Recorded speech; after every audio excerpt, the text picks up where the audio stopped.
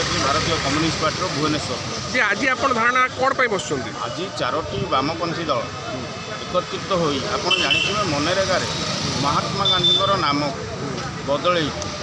मोदी सरकार जो नीति आनीचंती ता विरुद्ध में आज 4टी श्रमिक श्रेणी और 4टी वामपंथी दल एकजुट होती 70 वर्ष आम जन को पिता डाकिबा 70 वर्ष पर आउ जन को पिता डाकिबा ये केमती लगुच ये मोदी गवर्नमेंट किसी पारानी लोक को भुआ बुले ना परिवर्तन कले कौन लोक बाहा बाहा कहे कार्य कर किसी कार्य ना 1.5 वर्ष आप देखो खाली रंग बोलिया छड़ा रंग मारिया छड़ा किसी ना केमिति लोक मोहित हेबे बोली आप जानते विधायक मान दरमा बढ़े देले महात्मा गांधी ना जन को आम तो बापा डाकी जाइए 70 वर्ष है पुणी 70 वर्ष पर ना चेंज करदे कौन पिता डाक चेंज हो निश्चित चेंज हो राष्ट्रपति ऑलरेडी पास कर सारे दक्षिणपंथी वामपंथी लड़े ना राष्ट्रपति जो पार्लियामेंट एटा पास हो राष्ट्रपति लोकलोचन को आणुना समस्ते गोटे नियम अच्छे गणतंत्र में राष्ट्रपति जब साइन करदेला आपड़ कहते फिर पार्लियामेंट को जीव निश्चित पार्लियामेंट घेराव करेंगे वामपंथी दल गोटे दल मेजोरिटी ना निश्चित आज्ञा मेजोरिटी एमाने घूस किना आसी क्षमता को आसिले सेमती निश्चित लोक सब दल को चिन्हले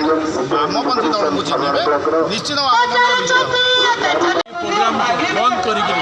जो एमजी रामजी प्रोग्राम लॉन्च कर वेलफेयर स्कीम आकार आम विरोध कर विरोध करुचु नरेंद्र मोदी सरकार महात्मा गांधी नाम प्रति अशुभ सेटा गोटे आक्ट था माने लोक मान काम कर निजुक्तिर अधिकार थिला किंतु ये जो एमजी रामजी कार्यक्रम है लोकंर अधिकार रहा केंद्र सरकार मन इच्छा राज्य सरकार मन इच्छा काम जोगेबे 125 दिन कले भी 160 दिन जो 60 दिन काम लोक पाइबे ना एक प्रकार स्कीम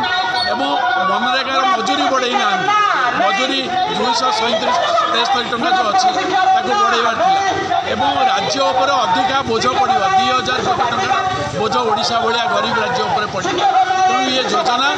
एक लोक मारण योजना स्टेट उपर बोझ ऋण भार लदी देवार योजना लोक वेलफेयर ना जिते ठकी हम से प्रकार योजना तेणु आम चाहूँ एमजी रामजी प्रोग्राम को बंद करके कल्याणकारी योजना को बंद करके अधिकार भित्तिक जो MNREG प्रोग्राम आउ थे लॉन्च करने मोदी सरकार एक न शुणती ग्रामीण इलाकार लोक मान भितर प्रबल उत्तेजना ह्रास पाइला आगामी दिन आंदोलन व्यापक हम एवं मोदी डबल इंजन सरकार दायी भावुँ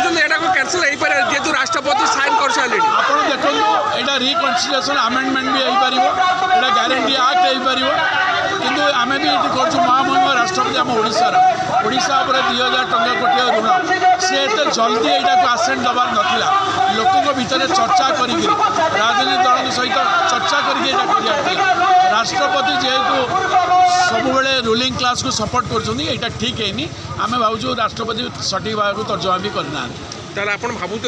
निहाती कम कैंसल हम फिर से निश्चित राष्ट्रपति चाहिए हो पुणी पार्लियामेंट यहाँ तर्जमा हो पारे आमेंडमेंट हो पारे संपूर्ण रूपे आपको कैंसल करके पुणी नरेगा योजना को अणा जापे कारण ग्यारंटी या वेलफेयर भितर बहुत डिफरेन्स अच्छी तेणु सरकार आपको ठकिया पूरा चाहूँ।